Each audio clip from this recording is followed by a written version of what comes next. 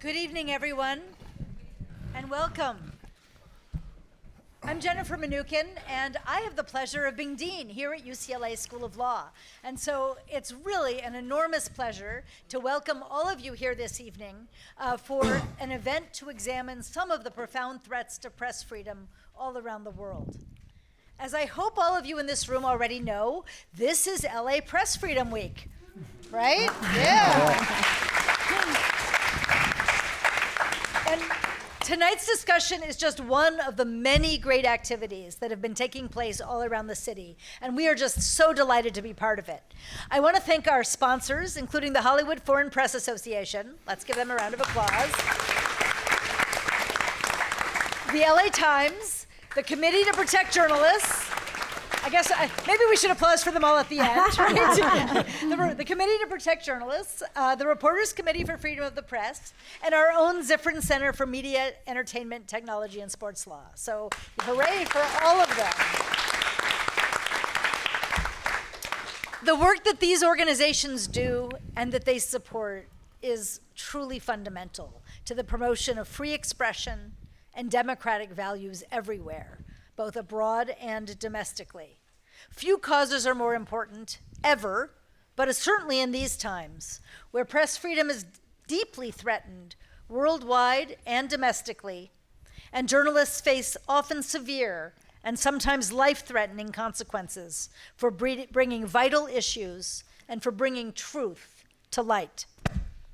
Historically, we could perhaps rely on governments in places like the United States and the United Kingdom to act as a bulwark against efforts to silence reporters or shut down their publications. But we find ourselves in an era where many leaders have been silent on these issues, or worse, and where the President of the United States is regularly attacking the media as fake news and as the enemy of the people. Our panelists are going to delve into some of these issues tonight, and they're going to discuss how human rights groups and others are filling the leadership void. We have a tremendous panel, and I'm going to be introducing all of them briefly in just a minute. But I do want to say that we're so excited to have two UN Special Rapporteurs here with us this evening, as well as an extraordinary journalist, as well as an executive director, and as well as one of our own UCLA superstars. So you are definitely in for a treat. And we're very proud to be part of this.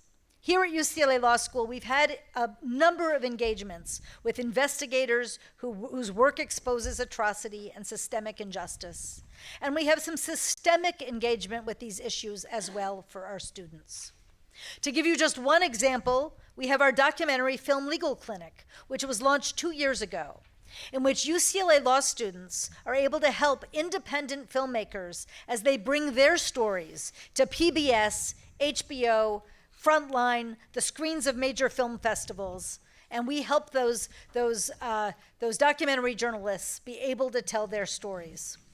That's part of our Zifrin Center, and it's one of our most popular and successful experiential courses, although we have many other exciting, popular, and experiential courses, including ones in international human rights that also connects to these issues, and another clinic that's explicitly on the First Amendment, focusing on amicus briefs in the First Amendment context. And so these kinds of opportunities for our students to be able to roll up their sleeves and make a difference while they're still in law school are a very important part of our mission as one of the great public law schools in this nation.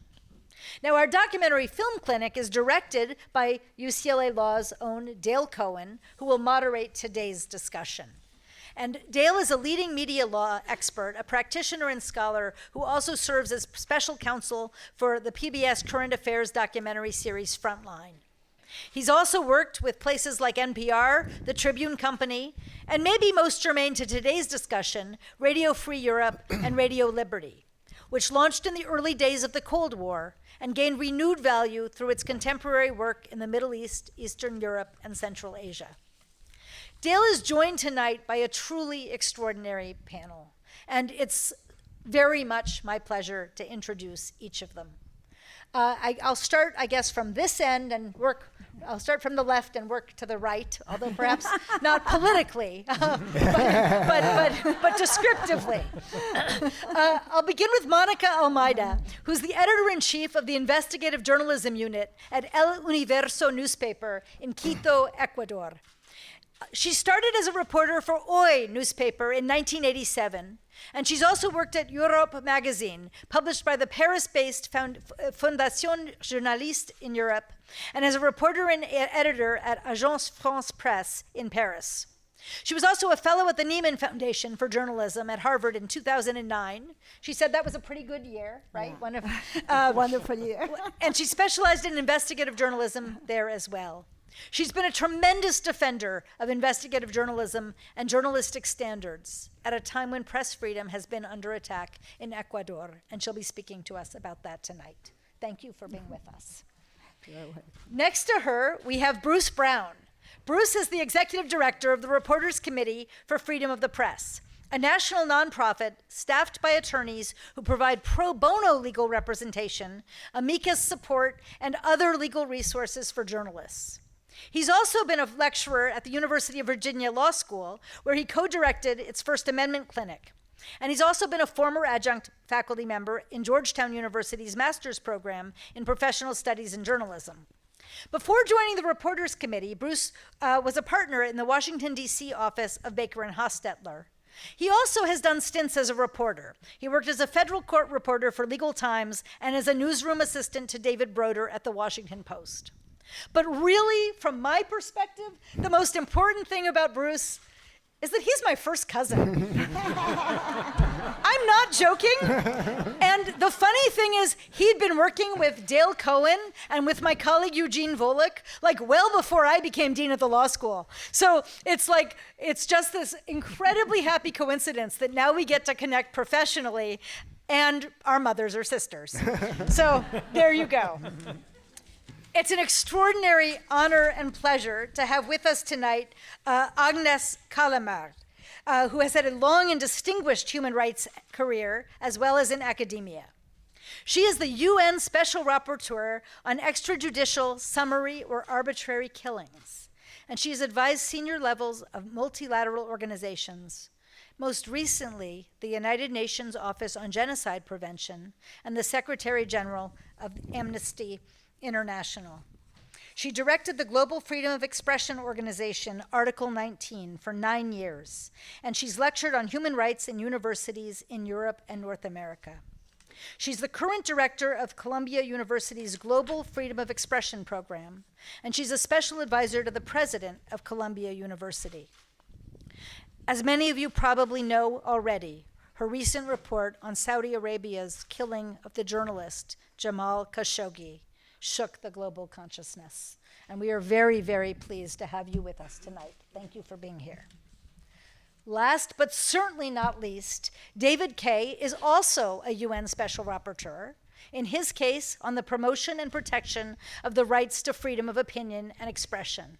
He's also a clinical professor of law at the University of California Irvine School of Law, and I know few of his students are here with us in the audience, so welcome to UCLA Law School, one of your sister law schools, where David used to be a faculty member, and we're delighted to have him back often for events like these. David's 2019 book, Speech Police: The Global Struggle to Govern the Internet, explores the ways in which companies, governments, and activists struggle to define the rules for online expression. Since I've admitted my personal relationship with Bruce, I guess it's only fair for me to admit that in David's case, our daughters happened to become fabulously close friends in high school. They would be dying if they heard me sing this right now. So hopefully they will not watch the YouTube and find out that I'm outing the fact that they are such close friends. But it means that for me, it's both a professional pleasure and a personal pleasure to have you back at UCLA Law School this evening. Without further ado, I hope we can give a very warm welcome to this really tremendous panel from whom we're going to learn a great deal tonight. Thank you for being part of it and supporting this week.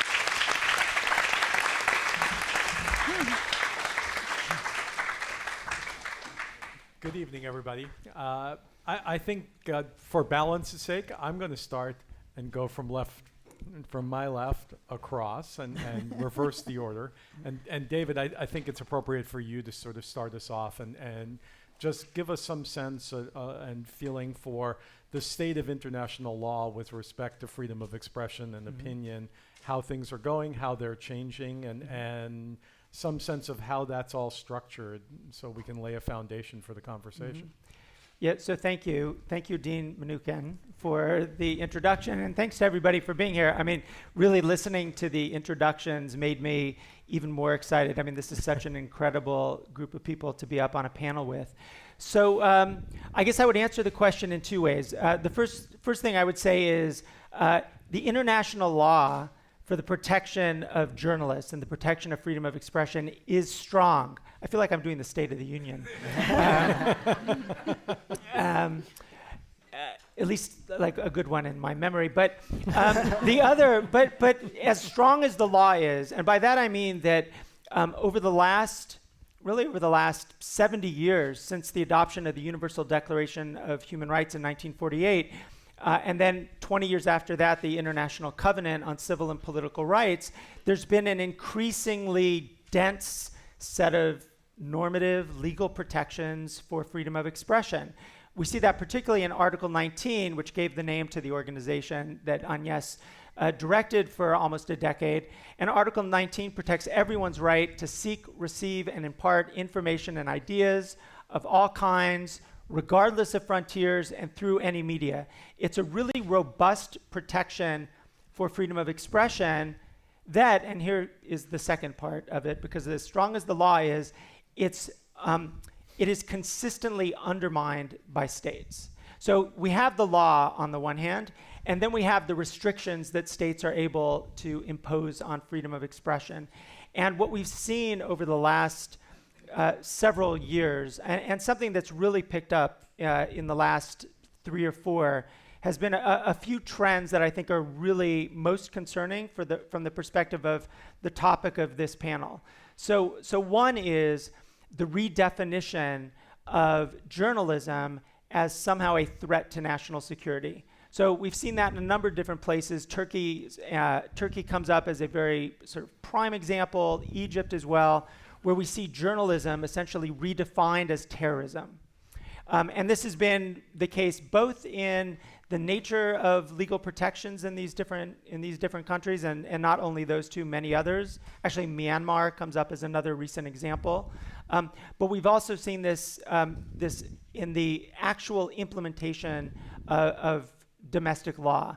So that's one real serious threat. The other related threat is a redefinition of reporting as political opposition.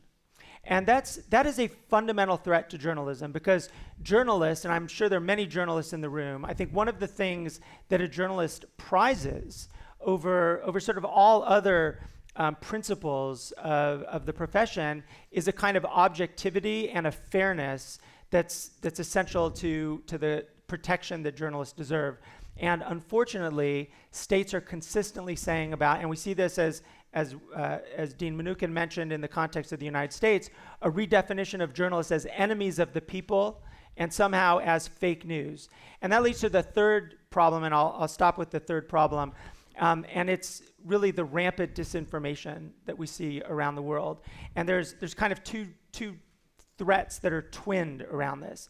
On the one hand, it's clear that there is disinformation, right? There's a lot of propaganda out there, and it's made viral on in digital media. But I'm actually more concerned about the response to disinformation. And so much as there's been this problem of disinformation, we've also had states increasingly adopt laws that prohibit and criminalize the dissemination of false information. We've seen this most recently in the context of Singapore, which adopted a law that is essentially an anti-fake news law. Malaysia adopted one a couple of years ago that they've still, notwithstanding a change in government, they have failed to repeal. We see, even in Europe, we see a kind of pressure, certainly on internet companies, but even within the context of local law, to deal with disinformation. And the problem is that leads to pressure on the sharing of legitimate information.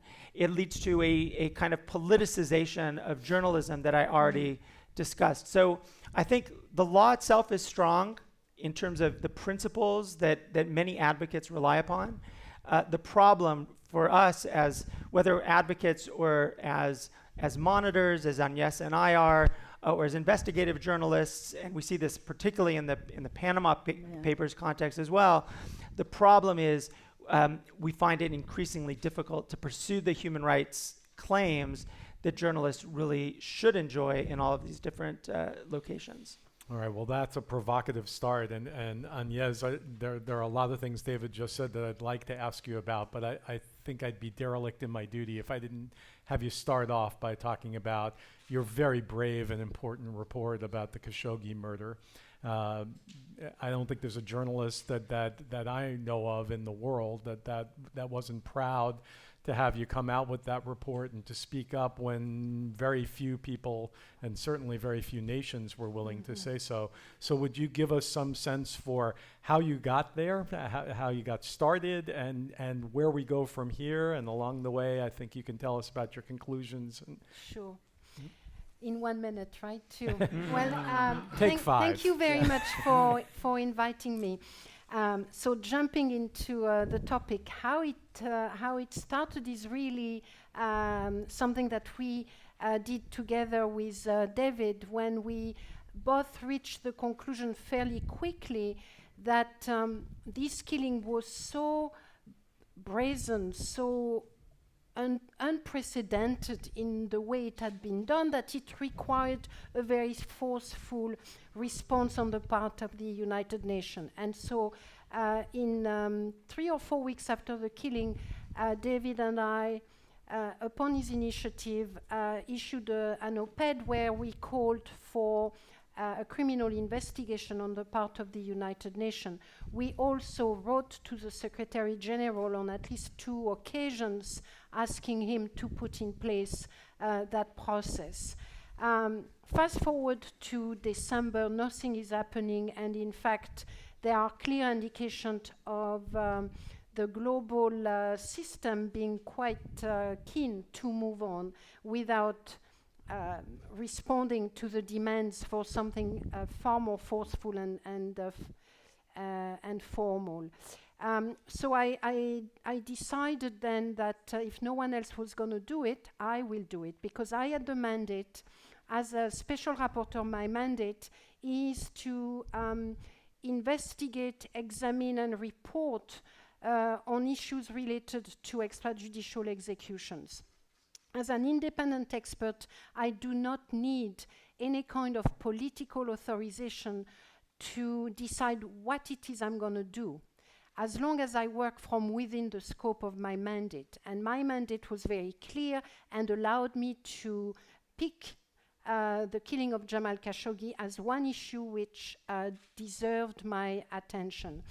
So that's what I did, in spite of a few hurdles and obstacles and oppositions. I started in January with a mission to Turkey and finished the first week of June when my report was handed over to the United Nations and released a few weeks later.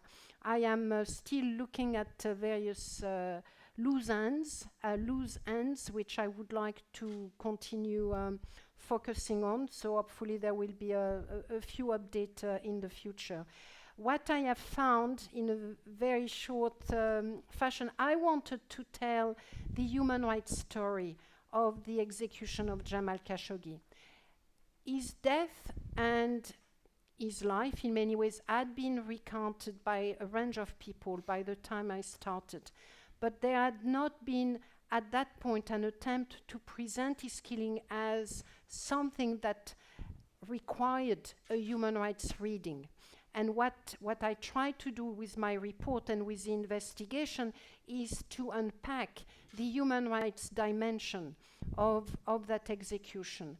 That meant, as a primary focus, to look at the state and states not so much individualize the killing as it had been done, and which is necessary, by the way, but really trying to move up a bit and look at where did the various states fail, and what did they actually do. So what did I find? I found that the killing was premeditated, was well planned, well organized, that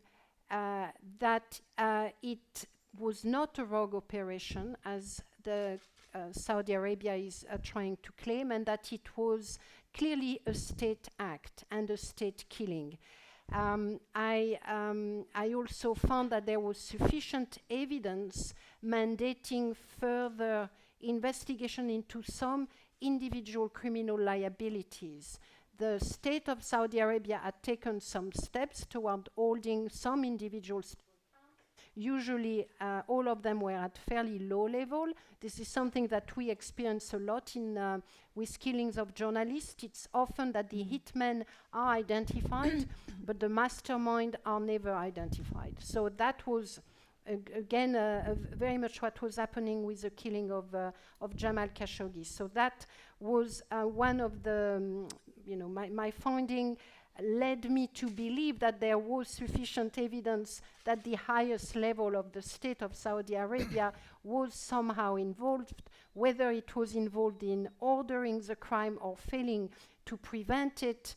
I decided not to make a firm conclusion for reasons linked to my mandate, but I invited the reader and the Secretary General of the United Nations to reach their own conclusion and their own next step. I also looked at the responsibilities of other states, the United States, Turkey, in particular, the US, because Jamal Khashoggi was a resident of the US, and because there were sufficient information regarding the level of knowledge that some actors within the US government may have had regarding the threats under which Jamal Khashoggi, against which could have been directed at Jamal Khashoggi. So that was another line of inquiry, the responsibility to protect and the duty to warn against possible threats. I also looked at what an investigation look like in situations such as the killing of Jamal Khashoggi, which was a killing that occurred in a consulate. The killing of Jamal Khashoggi is in many ways very symbolic of too many killings that we have worked on, David and I, over the last few years. But it was also quite extraordinary because it was a killing that took place in a consulate. It's a killing that involved an enforced disappearance, an act of torture, a violation of the Vienna Convention on Consular Relations, and a violation of a super important article in the UN Charter, which is a prohibition against the use of force in times of peace. And it was a violation of the right to freedom of expression, because when they killed Jamal Khashoggi, they wanted to kill his voice. They wanted to kill his spirit. They wanted to kill his will to remain, to have an independence of mind, to have a mind that could not be controlled by the state of Saudi Arabia and that could communicate things to us. So by so doing, the state of Saudi Arabia was also killing and violating a central tenet of international human rights law, which is freedom of expression. Maybe I spoke too much, but what's next? Not at all, Agnes. And obviously, I have many more questions I want to ask about this, but let me ask you one, and then we'll let the other panelists join in. Where does it go from here? Yes, exactly. So I released a report in June. There was a great deal of reactions and interest. Most governments said the right thing. But that was it. And I will, I am quite convinced that what kills journalists is not only a bullet or whatever else, it's the indifference and the complicity of the political system, the indifference of us, the silence of everybody, and the complicity of the political system. In our case, in the case of Jamal Khashoggi, I think we have at least a situation where people are no longer indifferent, where the media have embraced the search for truth and the search for accountability in a way that I have not seen done before, and I want to welcome that and celebrate it. We have a killing that almost everyone in many parts of the world has heard about. But what we don't have is a political commitment to do something. What we have, on the other hand, is a commitment to try to move away quickly as possible, towards business as usual. That's what we've seen, 2 months after his death. That's what we've seen again in January. That's what we've seen in June. I want to remind you all of that photo of Donald Trump holding MBS almost in his arms, with the other head of state waving to the camera. That's what is killing journalists right now. And that's what we need to fight against. At the moment, none of those guys have done anything to move the issue forward. In fact, I'm not even asking for the moon. If only one of those people at the G20 in Osaka had only said a few words about the vulgarity of what we were all made to witness. If one of them had the guts to say, look, I'm part of this, I'm here for my country. I, however, want to say that I do not stand for what has been said, because during that meeting, Donald Trump went out of his way to also attack the press. But nobody did. So the silence of the political elite is what is also killing journalists, and this is what is happening right now. There has been no steps taken towards holding anyone to account, towards pursuing justice. I want to put aside the fact that the American Congress and the American Senate are, in my view, at this moment, the only global institution, formal institution, that are trying to do something. But that says nothing, and that says a lot about the rest of the world, which is, because even though they're trying to do something, they have not been very effective so far. The rest of the world has done absolutely nothing. But on the other hand, we also have to recognize it's only 3 months since my report, less than almost 2 years since he was dead, and justice takes time. We know that justice takes time. Justice means and demands persistence and hard work. So I personally am not giving up at all. I think there are ways to continue the fight, and there are ways to ensure that Jamal's killing serve as a lesson and as a basis for changing the institutions that are unable to protect and are unable to deliver justice. That's what I think needs to be done, and when I have the time, I will give you more details. Thank you. I promise we'll be back.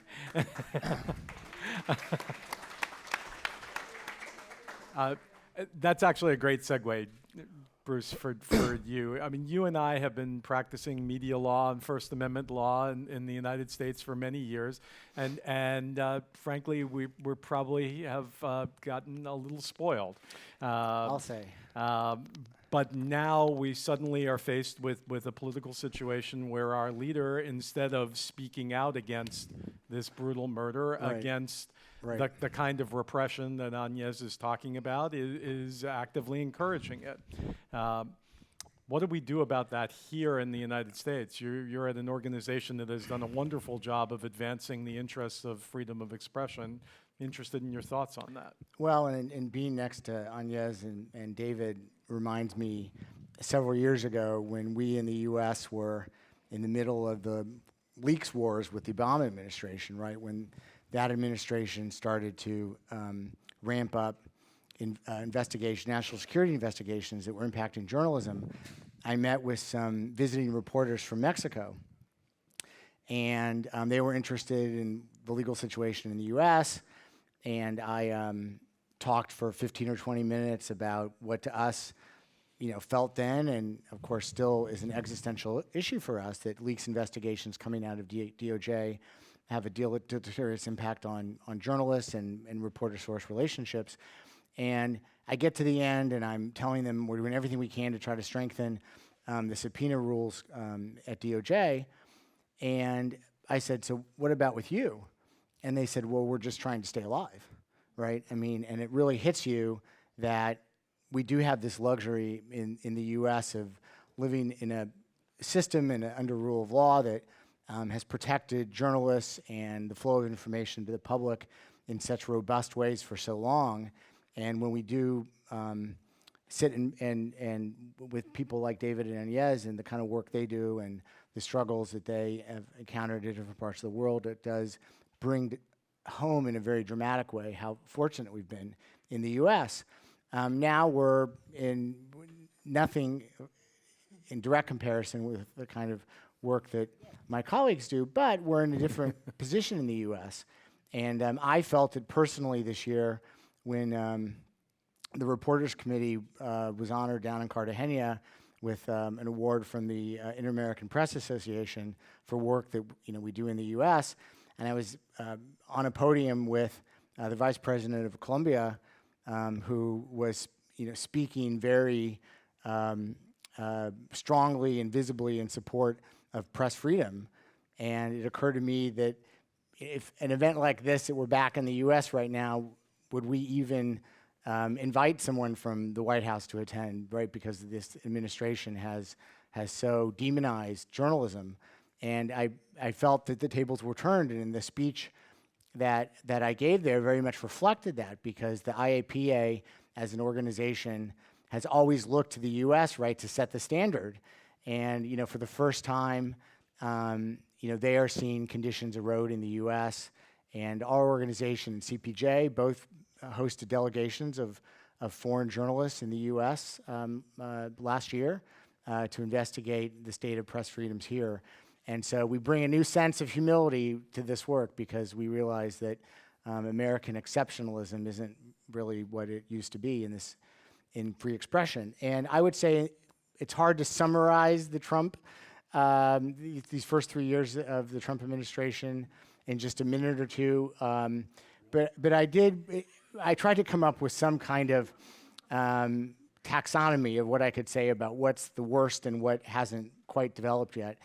And I would say under the category of what's been just dreadful so far, obviously, is the rhetoric and the toxicity that the administration brings to our work, and the impact of that degradation of what journalism means in the public mind, and the work that RCFP, again in conjunction with CPJ and Hollywood Foreign Press, is supporting this effort too, to do a public messaging campaign around press freedom in the U.S. to try to restore public confidence in the work that journalism does and the value of access to information.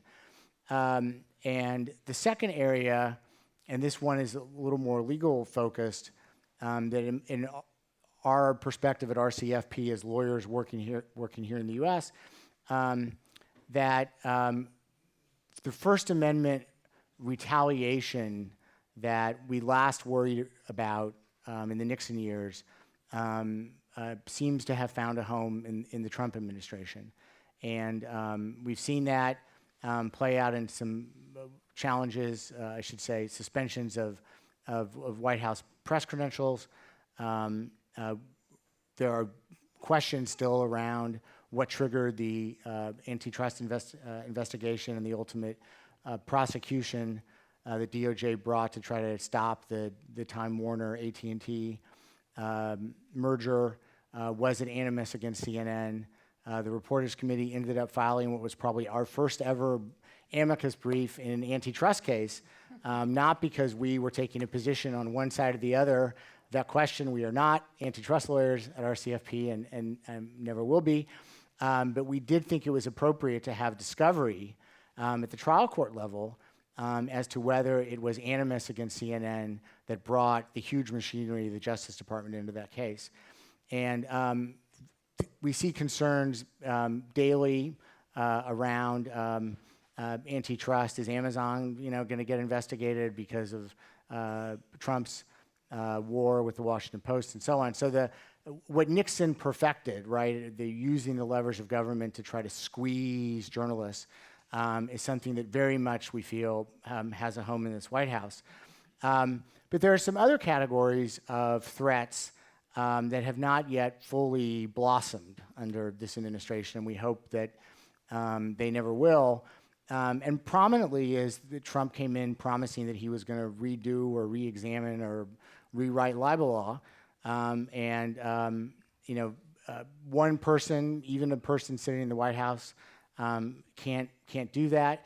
But he could be appointing judges to the federal courts who would be more assertive in that area.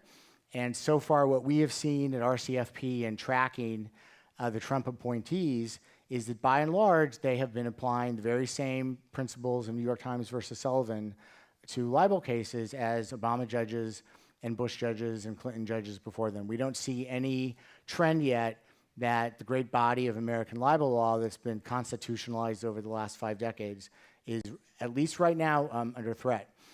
And the second point I would make, an area where the jury still seems to be out, is what's happening at DOJ around leaks investigations. As I mentioned a few minutes ago, those investigations saw a dramatic uptick in the Obama years, but at the end of the Obama administration, they turned in the right direction, and they strengthened the internal protections at DOJ that shield reporters in most cases from having to reveal confidential information about sources and work product.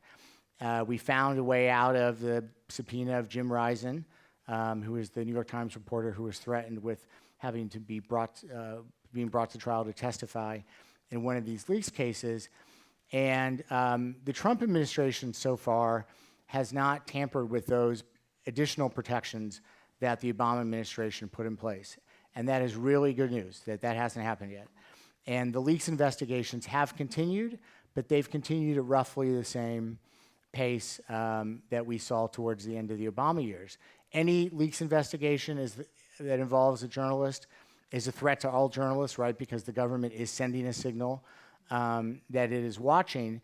But we have not seen the dramatic increase that we feared when Trump was first elected. We have, however, seen, and this is where I'll conclude for now, Dale, we have, of course, seen a superseding indictment of Julian Assange that has really teed up the Espionage Act and threats to publication under the Espionage Act in a way that we had not witnessed before.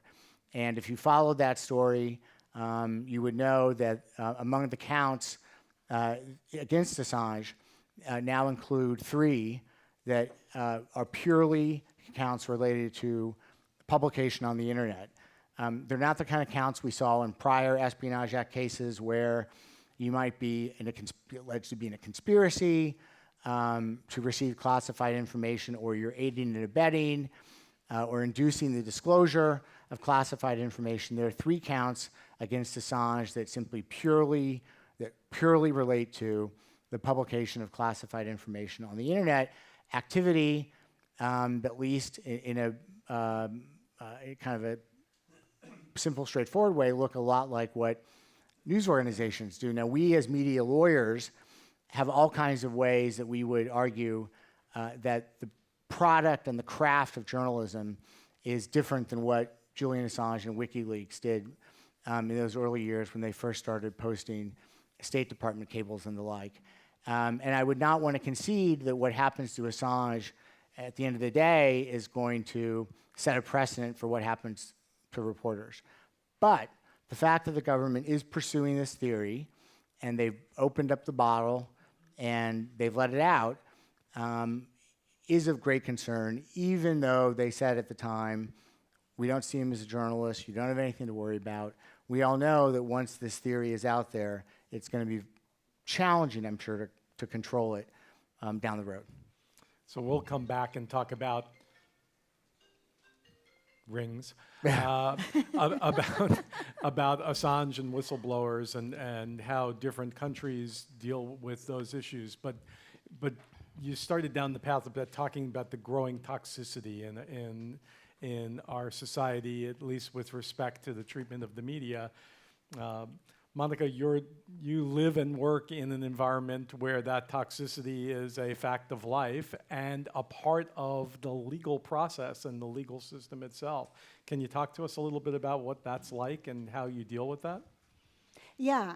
I think that we have been going through like 10 years of a regime who was really against the press. And I think that sometimes we journalists should write like a kind of a legal manual to how to endanger freedom of expression. And sometimes, as I was telling you before, for us it's like it's easier to explain what we were living during Korea's presidency, because now you have Trump. You know, it's like, all these insults and all this nasty language, yeah, we had it every day. And he had a personal show on Saturdays for like 4-hour show that was broadcasted in all this government-controlled media, and he had special segment against the press. So we were also treated as corrupt, we were liars, we were sicarios de tinta, that's inks sicarios, and things like that. So, and that was only the beginning, and then we can say that it had like two phases. The first one was all these insults and all these, to use all the legal instruments he had at that time, like sending the IRS of the Department of Labor to the companies to see if everybody was complying. And then he also used the, for example, Digital Millennium Copyright Act to download website content. And finally, at the end of the first mandate, if you could say, we, as El Universo, got a process. He sued the newspaper for libel and defamation, and he was asking $80 million. So it was like we were dead, And he won. He won because he started to also control the judiciary system. And I think that during that first period, what it was really important for journalists was to be aware that the guy was really against us. So we knew that he was, sometimes people laugh, but I said, I knew that the guy had a knife and he was running after us. So we try to defend ourselves. We try to make a case of freedom of expression. We even had also some hearings at the Inter-American Commission on Human Rights in Washington. So we were trying to also make our voice to be listened outside. And that was helpful. We had the support of the Committee to Protect Journalists, and that was good. We had also Human Watch organization helping us. And then we had the second period where he won another mandate, and he controlled the Congress. And then I can say we were almost lost. Yeah, because they passed a bill of communication, they passed a law of communication, where they took the Article 19, and the difference was that they were putting adjective to what information is. So everybody had the right to print information, but that information must be true. That information should be contrasted. That information should be well presented, and things like that. So who was going to decide that what you were printing was true or not? Of course, a government authority. And that meant that all the journalists could be judged by a special authority created in this law. So, and that was really like a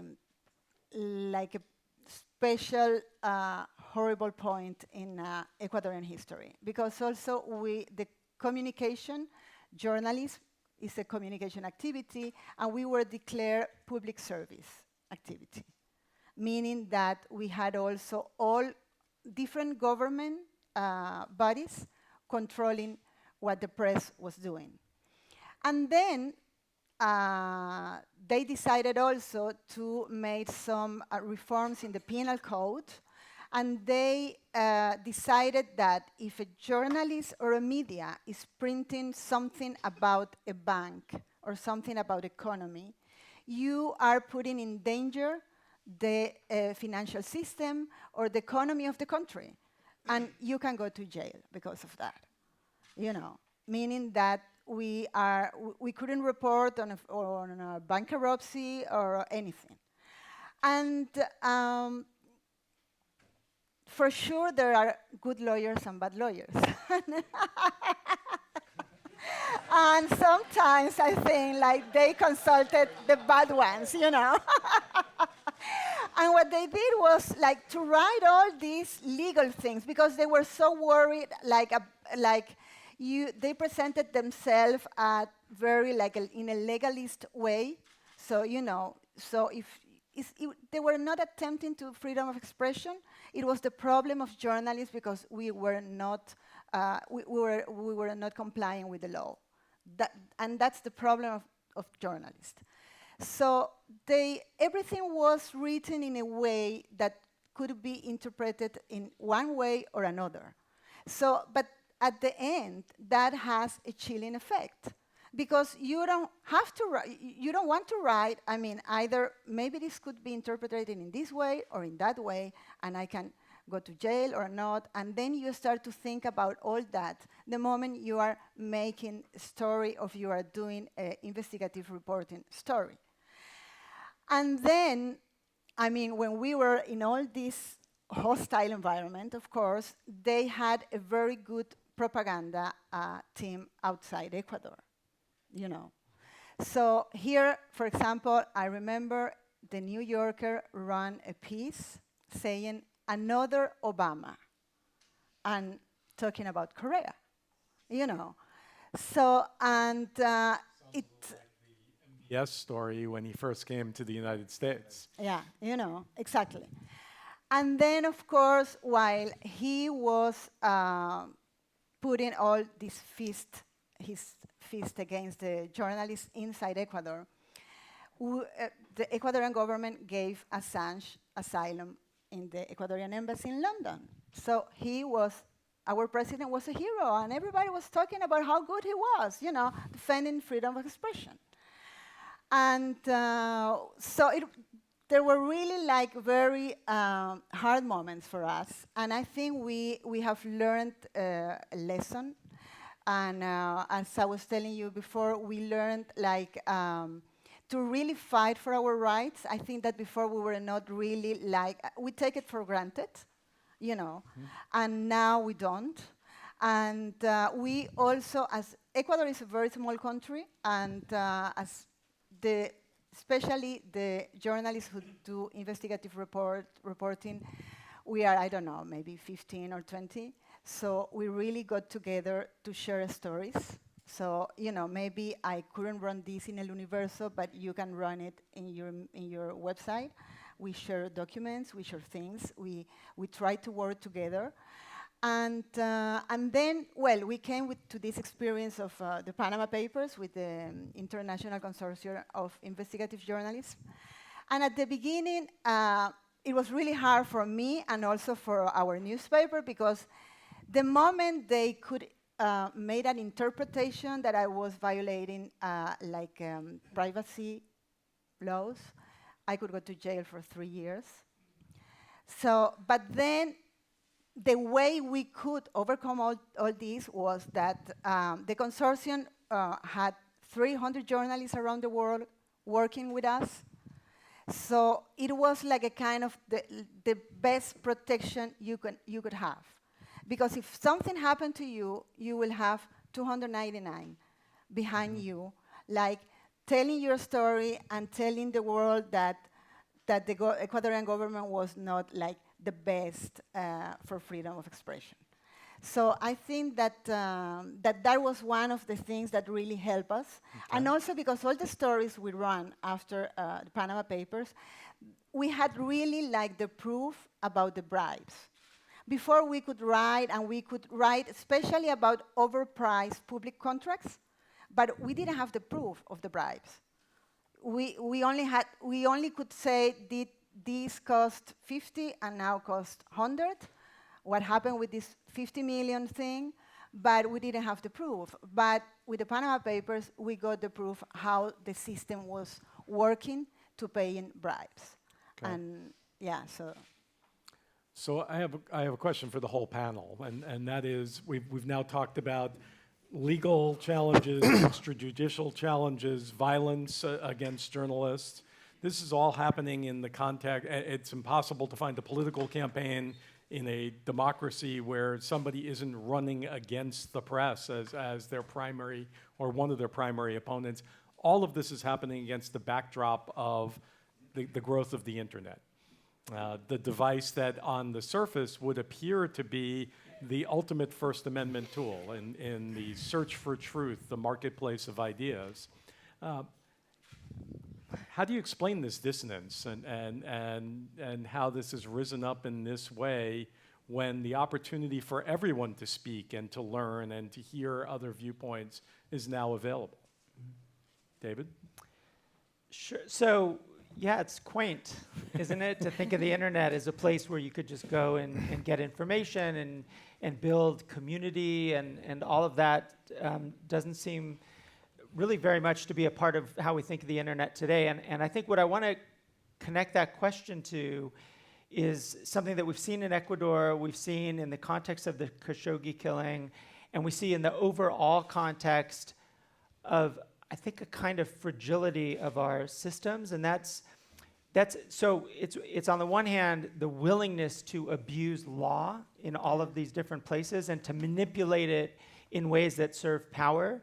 And then how that plays out in digital life is the massive expansion of the surveillance economy. So on the one hand, it's surveillance by companies, which is problematic on its own, but in the context of the Khashoggi murder, or in the context of reporters in Ecuador, particularly reporters connected with the Panama Papers, or connected with reporting in Mexico, for example, we've seen this expansion of surveillance. So whereas in the past we might have thought, oh, this is great, we're going to have access to information around the world, I think one of the things that a few people did see early on, but is very clear to all of us today, is that the internet created this ability not for us as much for us to get information, as much for us, and particularly for journalists, to be tracked and to be surveilled. And it's become a massive threat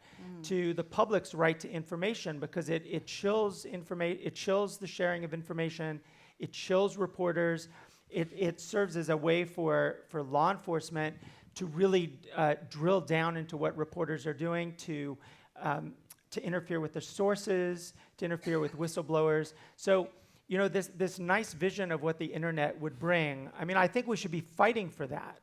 Absolutely. But I think for too many people around the world, it's been flipped around and it's become a real source of repression. I mean, the one bright spot, if I could say a bright spot, and I think part of it is reflected in what you heard my co-panelists talk about, but I think the one bright spot is, or two bright spots. One is investigative journalism is in a kind of heyday worldwide. I mean, I think there's a kind of golden era of investigative journalism that is fighting against these kinds of trends.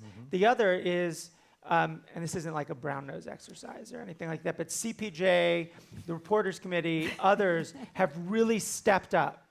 I mean, they've stepped up in part because people around the world have seen fit to provide donations, and the Hollywood Reporters Committee is also a part of that.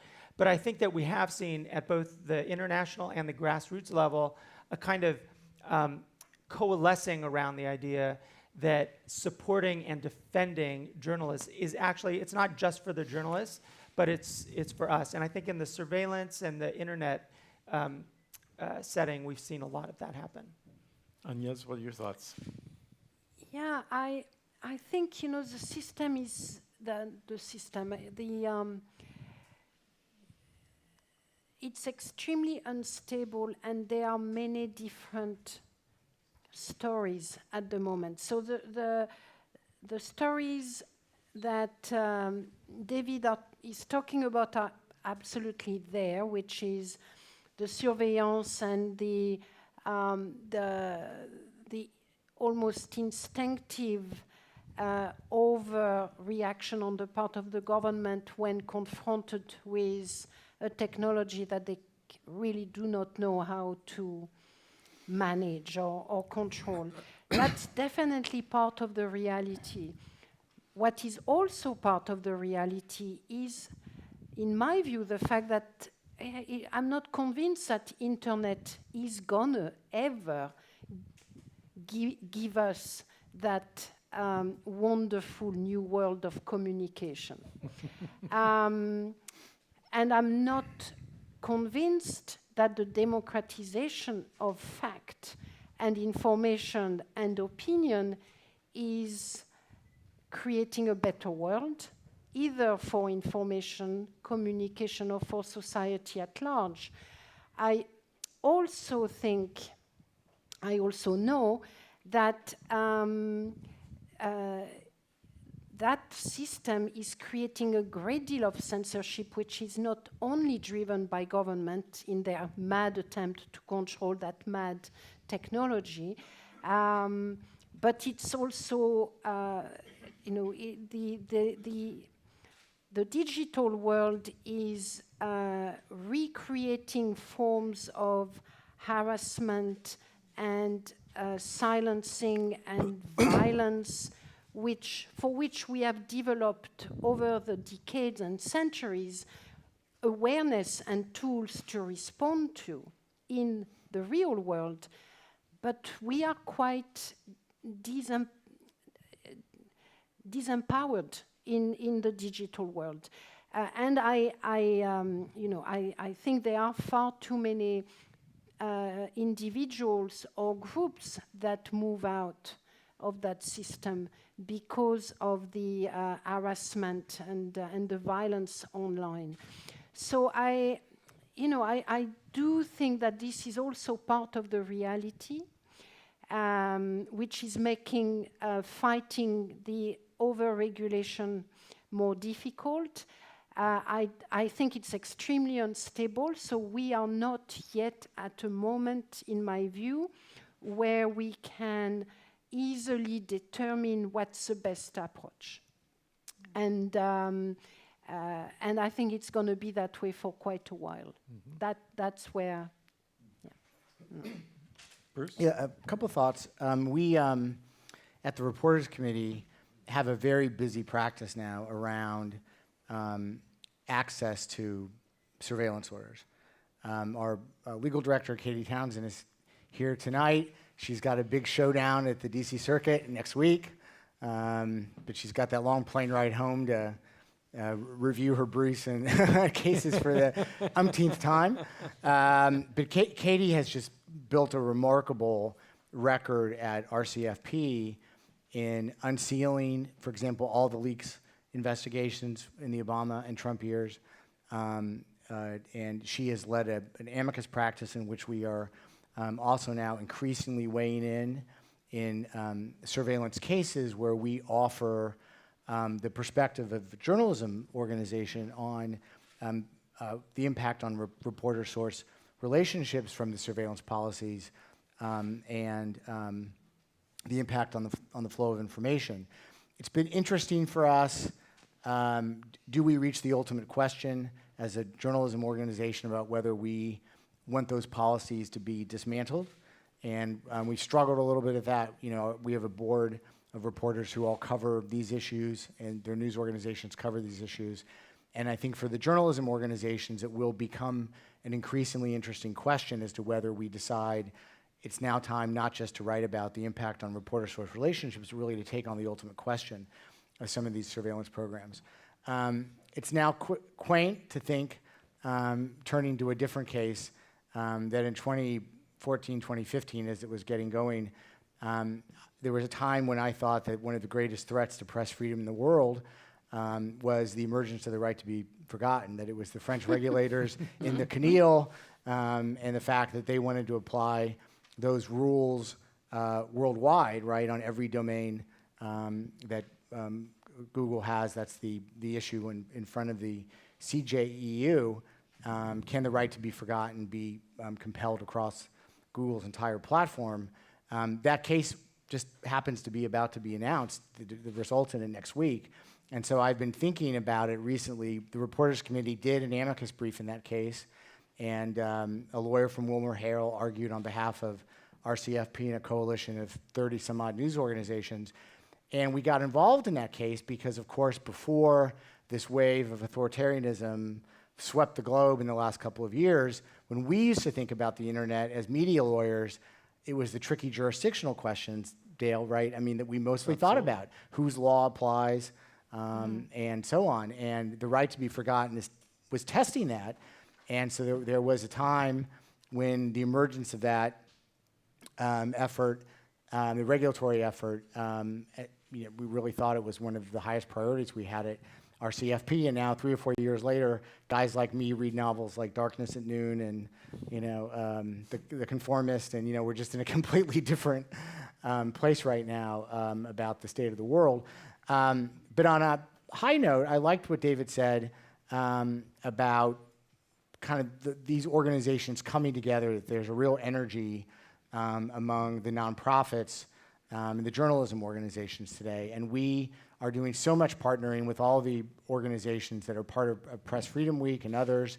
And we got involved in a case recently that I think reflects the new energy. We are a domestic organization. Almost all of our work is here in the US.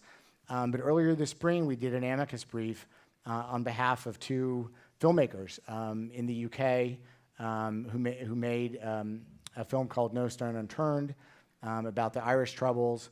It was directed by an RCFP board member, Alex Gibney, and the lever of the Official Secrets Act came down on them. Their homes were searched and they were detained, and they challenged the warrants, and the Reporters Committee did an amicus brief. And it's not that often that we've reached outside U.S. borders, but we increasingly feel in this environment that where it lines up, where we can get local counsel and where we have an obvious entry point, we should be more involved in those kinds of matters. And I know, time permitting, we're going to talk about what organizations can do to fill some of these gaps, but that was one where we got involved. Let's talk about that now, because I look out at the audience and there are a lot of students here, and we're talking a lot of gloom and doom, but there's a lot of very good work going on, and there are probably people in the audience that would like to figure out how they can help with that. So can we talk a little bit about what the opportunities are for students and others and lawyers to get involved in these things? For example, when we run the Panama Papers story in Ecuador, the president, one of the first things he did was to put, we were 6 reporters, 3 from one newspaper and 3 from another newspaper. He put our pictures on national television and with the Twitter accounts, saying, ask these guys to give us all the papers, because they have to give the government all the Panama Papers. They want them all the archives, And then he said, referring to me, because I'm not on social networks, and he said, and this woman, She doesn't have a Twitter account. She doesn't have a Facebook account. So you must find her. You know. So what do you do then? So of course they had these what they call troll centers, sending all insults and harassment things against the journalist. And then we need like somehow lawyers, and we need some counsel, and we in Ecuador we have an organization called Fundamedios. So what they did was, when there were these kind of attacks, they immediately do an alert, you know, and so everybody knows that there is a problem with the press, and then they forward that information to the Inter-American organization. So there is also kind of a record what's going on in Ecuador. But going to all the technology and the internet thing, it's true that for us is, you know, imagine the Panama Papers without internet. No way we could have done that. Right. Because, yeah, we had meetings, we had all was digital, all the mails we were sharing, and all the meetings we had, 300 journalists around the world talking together, having a special platform and everything. But then you know that you have to be careful because you are under surveillance. Right. So it's like whatever you say, whatever you write in an email, whatever you talk on the phone, it's going to be recorded by somebody. And it will come back to you later. So as journalists under threat in Ecuador, what we do is we don't use the computers. We usually take all the information and we have it in another place. We don't talk on the phone, usually. We go and we have to, we have appointments with our sources, and we just walk because you are under surveillance. And it's like, it's horrible to live in a place like that, but you somehow think that, I mean, it's going to be like that because you have so many things watching you, you know. And so many, like all these, the computers, the things you search are somehow recorded in the computer, and you know it. So it's a kind of a horrible place to live. Actually, and how do you protect yourself? Because, for example, we had cases in Ecuador where a journalist was with his computer in a restaurant. Then there were some robbers who came inside the restaurant, and the only person they assaulted was the journalist. So they took the computer and the phone. So what do you do then? You know, it's like... So who Yeah. do you turn to? Yeah. Where can you get help? So, so going to the question about what students can do, I want to start with funders. I don't know if there are any funders in the room. I'm not making a particular pitch, but I think it's important.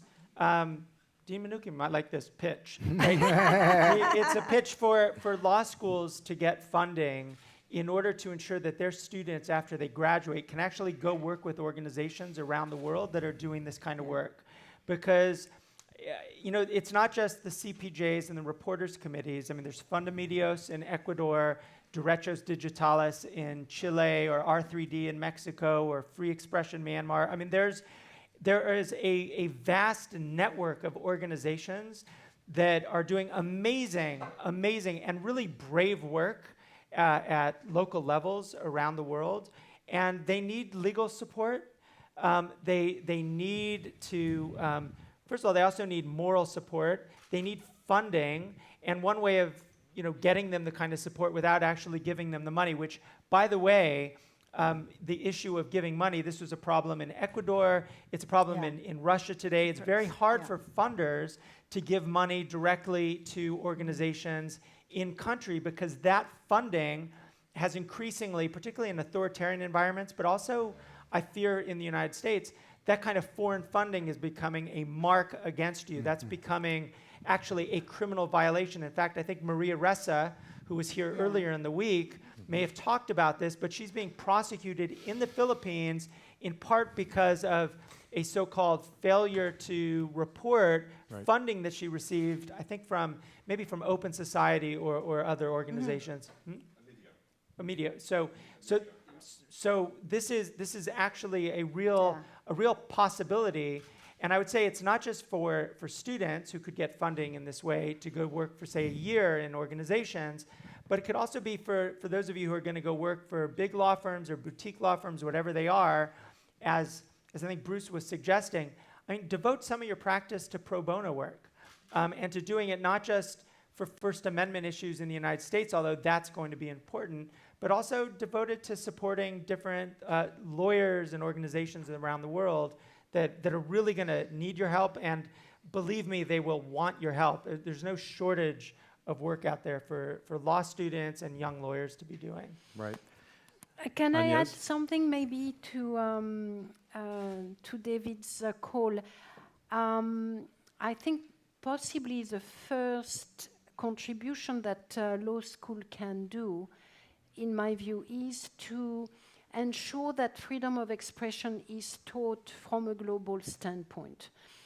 In my experience in the United States, I think the vast majority of students who take courses on press freedom are only going to learn about the First Amendment.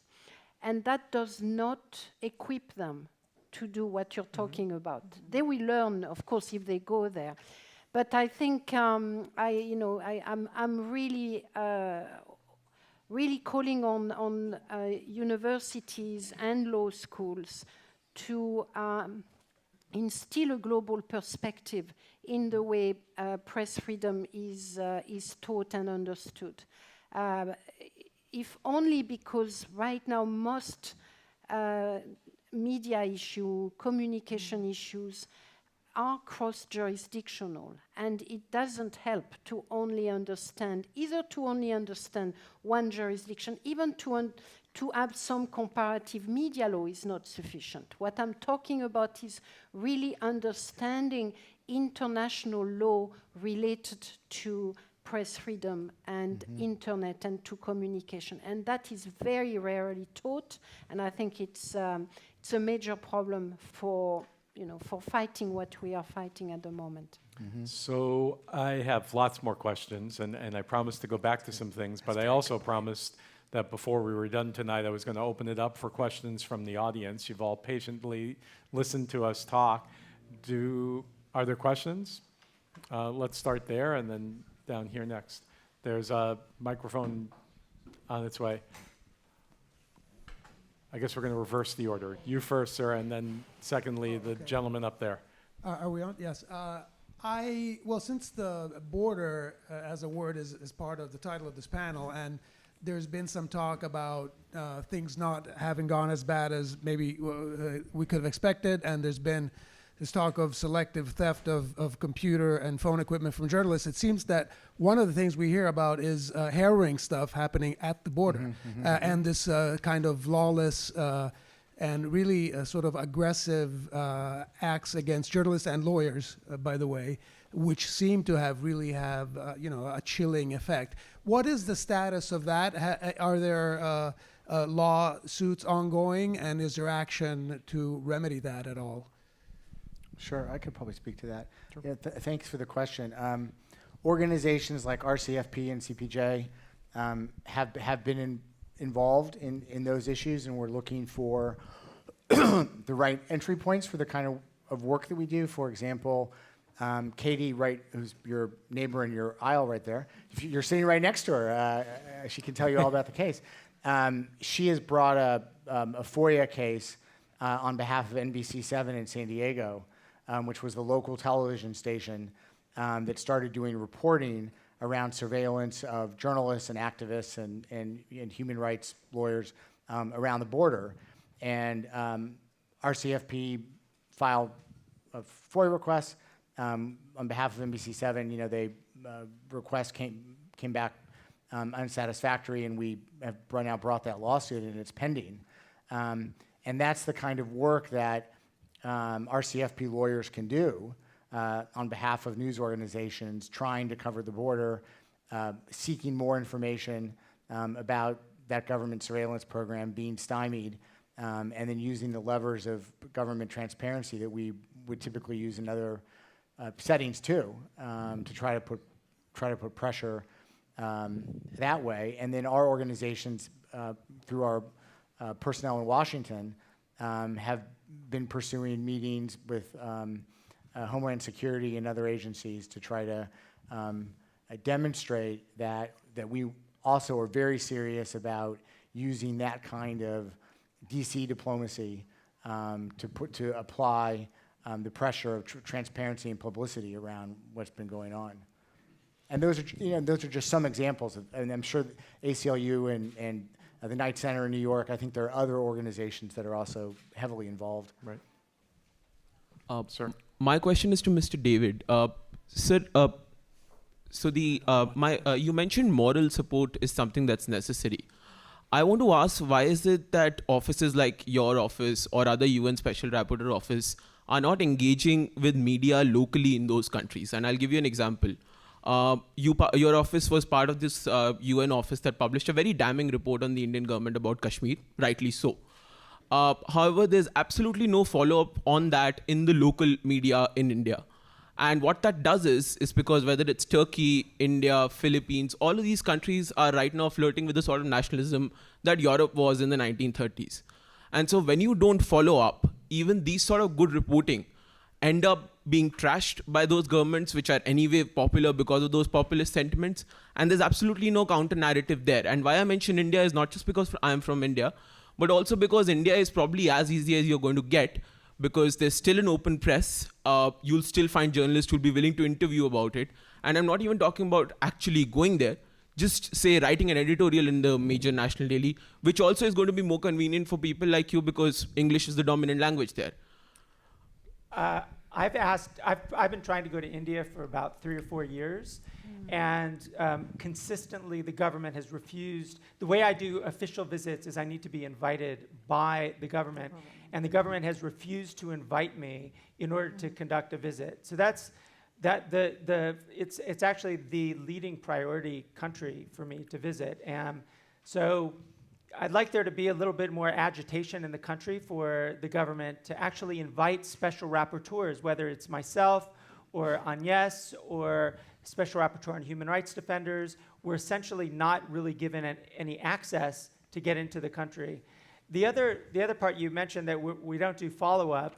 I mean, we could talk afterwards, but I talk to the press in India all the time. And that's been reported. I know it's a vast media market, so maybe I'm not talking to the right reporters or the right media outlets.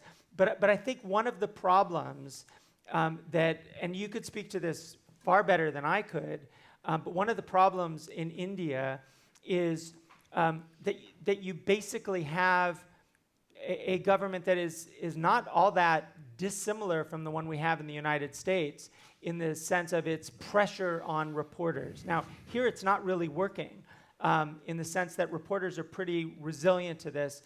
In India, there's a lot of resilience also, but there's a lot of pushback from the government. And so when we try to do follow-up, it doesn't often make it into the media much at all. I think that's a problem that we face. I mean, one thing I would also say about a couple of the other countries you mentioned, or at least one, in the context of Turkey, right? So in Turkey, the media, the independent media, has been completely decimated. Yeah. Right? It hardly exists. It's a shame. There are hundreds of journalists. Well, there's at least, I don't know what the number is. CPJ keeps the numbers, but it's 150 journalists to 300 journalists. I mean, it depends on the definitions, right, who are actually in prison in Turkey right now. And that's not just the journalists out in the field. It's also lawyers for media outlets. So when we try to actually engage with some of these places, it's become, by design, by these governments, a kind of desert when it comes to independent media. This is a global problem. I actually fear for this happening, not in terms of the detentions, but the kind of attack, particularly on women journalists in India, by the way, but attacks on journalism that are designed to silence the kind of reporting that we're doing or that we're trying to do. And so I understand what you're saying, but maybe we could talk a little bit more afterwards about how we actually would get more traction in some of these places, particularly in India. Any other questions from the audience? Going over there. Yes, over here. Hi,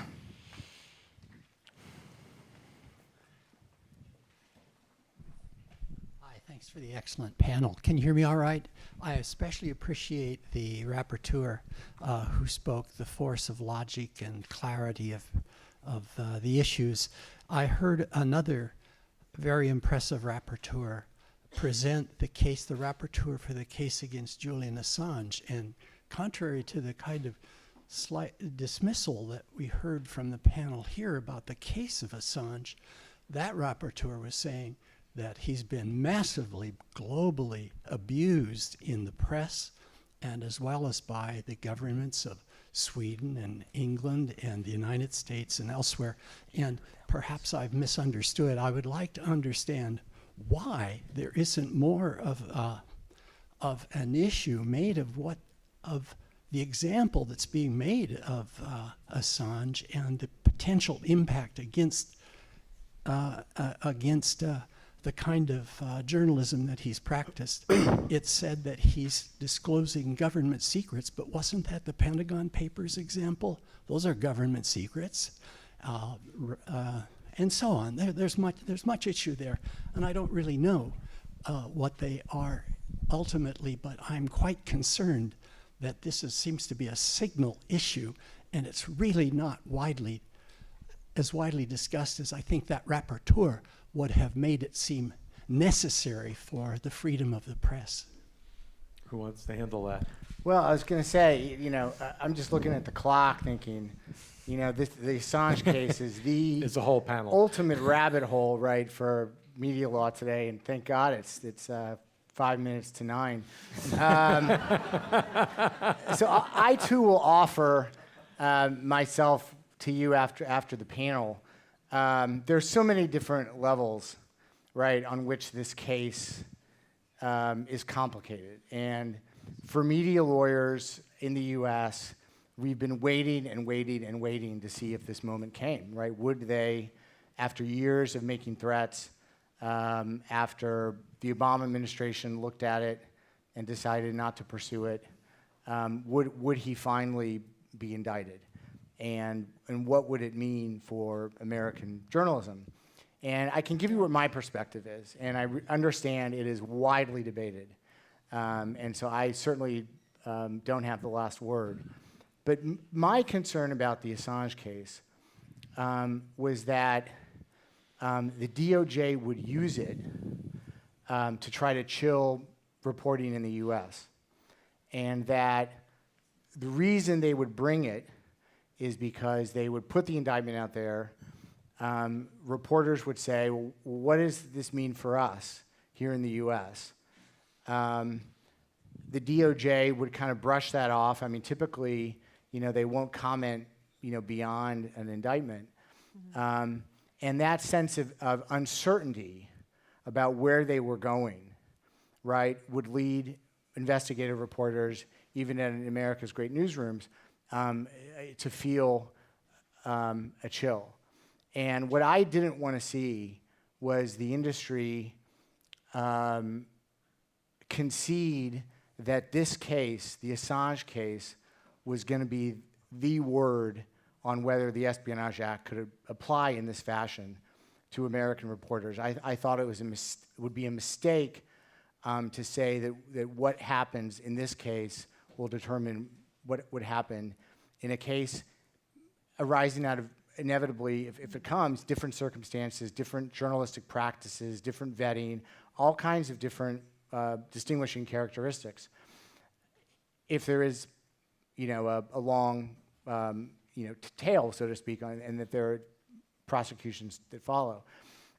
That said, I certainly understand your concern that once the theory is out of the bottle, as I said earlier, should an American press advocates be doing everything they can to try to provide the intellectual and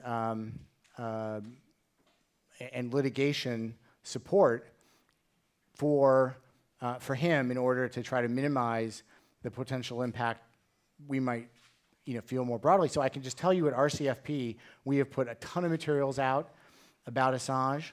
I think there could be an entry point for organizations like ours if he is successfully extradited back to the US, and that is a real question mark, whether the extradition treaty will apply to a political offense like this. And so, for example, one thing we could do, just even at that stage, is that we could argue that extradition is inappropriate because if you bring him back here for a political offense, then the UK can yank reporters from our newsrooms over there for violation of the Official Secrets Act, right? And so that's a way where news organizations can be involved in efforts to resist this particular prosecution without sort of fully accepting that the Assange case will be the precedent on application of the Espionage Act to news gathering.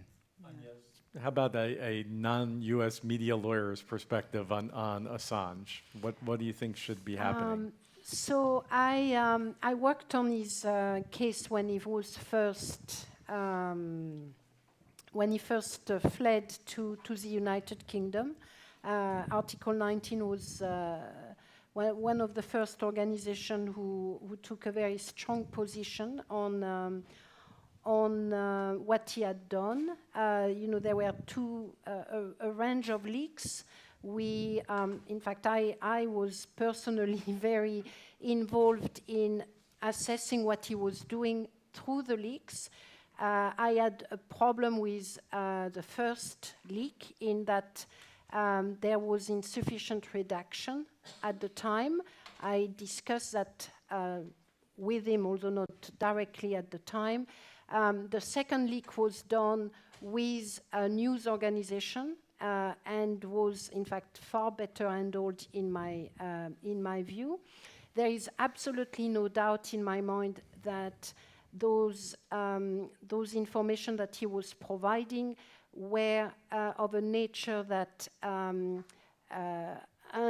unveiled human rights violations, serious, massive human rights violations committed by the United States Army and other actors, and that under no circumstances should that kind of information be censored, whatever ways it had been put into the public domain.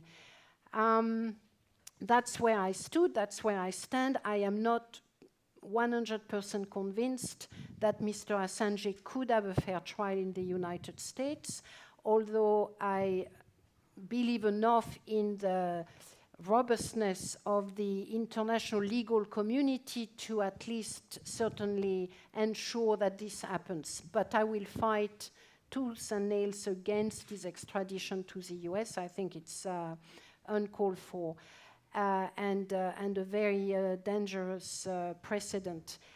For a number of reasons, Julian has attracted a great deal of difficult attention. I will say he is a difficult character, probably, and he has not always done things in a way that will make him very popular amongst many circles, including my circles, which are feminist circles. So I have to put that aside for as long, he still deserves whatever he may have done in Sweden. He certainly is entitled to human rights, to rights to a fair trial, to right to a fair hearings, and not to be the object of cruel treatment and torture.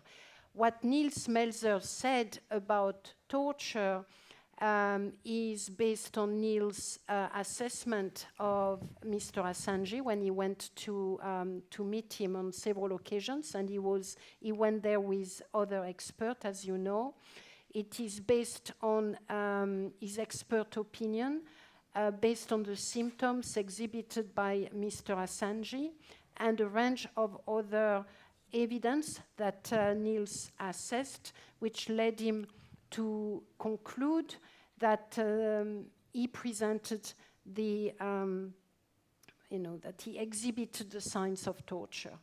I haven't spoken with Niels yet about everything he has done. I have invited him, as a matter of fact, to speak at Columbia in 2 weeks' time when he will be in New York to explain where and how he reached that conclusion to a different audience. I think that in the US, it's a very, very difficult, toxic case.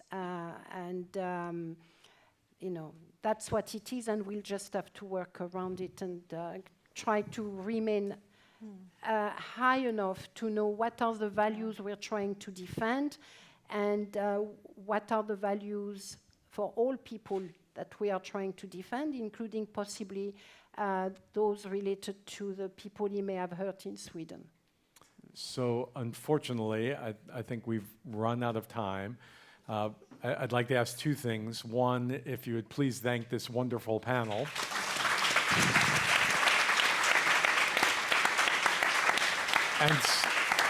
And secondly, if you would just sit still for just a moment, because we have some closing remarks, and I think they'll be worth listening to.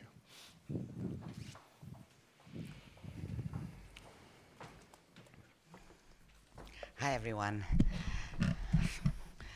Thank you all, first of all, Dale Cohen, Jennifer Mnookin, Agnes Calamard, Monica Almeida, David Kay, and Bruce Brown, for this really important and vital conversation.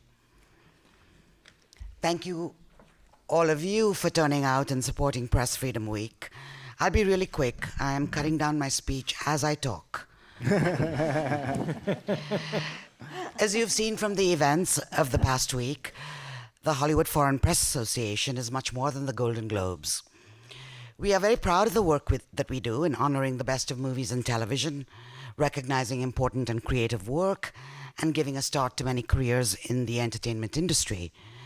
But one of our most important mandates is philanthropy, giving back to the community that has made our show successful. And to date, we have granted more than $35 million to more than 85 charities affiliated with the arts.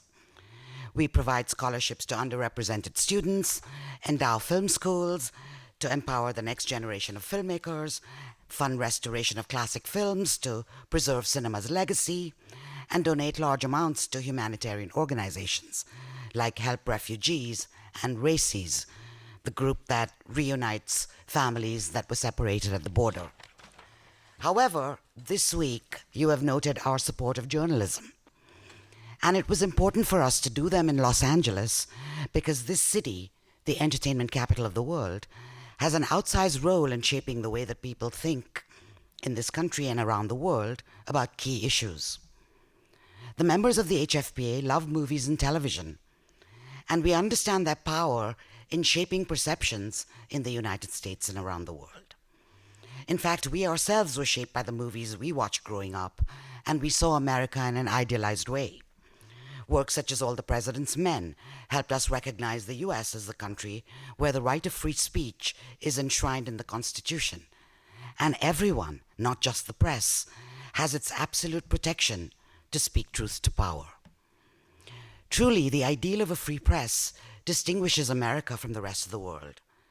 It creates accountability, informs societies, and fuels public debate. Press freedom is at the heart of democracy.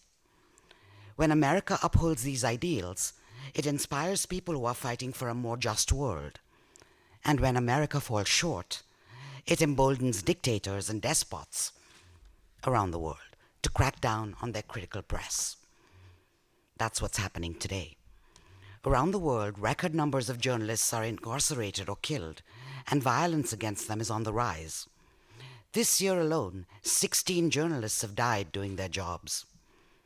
That's one more than when this speech was drafted a few days ago. The number killed in 2018 is 94, with 3 missing, 60 held hostage, and 348 detained. Anyway, now let me go to my thanks. First, my gratitude to Norm Pearlstein and the LA Times for collaborating with us on Press Freedom Week. One really great thing that happened was that a lot of media organizations held their own discussions and panels this week around the theme of free speech. So special thanks to Film-Aid Internews, The Hollywood Reporter, the Los Angeles Library Foundation, NBC News, the Pacific Council on International Policy, PEN America, Santa Monica College and KCRW, LAist and KPCC, and the UCLA School of Law's Zifrin Center for Media, Entertainment, Technology, and Sports Law. Thank you, Joel Simon, Gerard Ryle, who isn't here, and Bruce Brown, for the crucial work that you do. Without your organizations, more journalists would be threatened, intimidated, bullied, terrorized, incarcerated, tortured, and killed. We are so proud of our support for the Committee to Protect Journalists, the International Consortium of Investigative Journalists, and the Reporters Committee for Freedom of the Press. And this week would never have happened without the proverbial village. Thank you to Lorenzo Soria, our president, Sandra Cuneo, our grants officer, and my colleagues who did some particularly heavy lifting, Ramzi Maluki, Paula Abujaudi, Carrie Donardo, Jason Little, and Francis Schoenberger. And Philip Eubanks of CPJ, you're a star.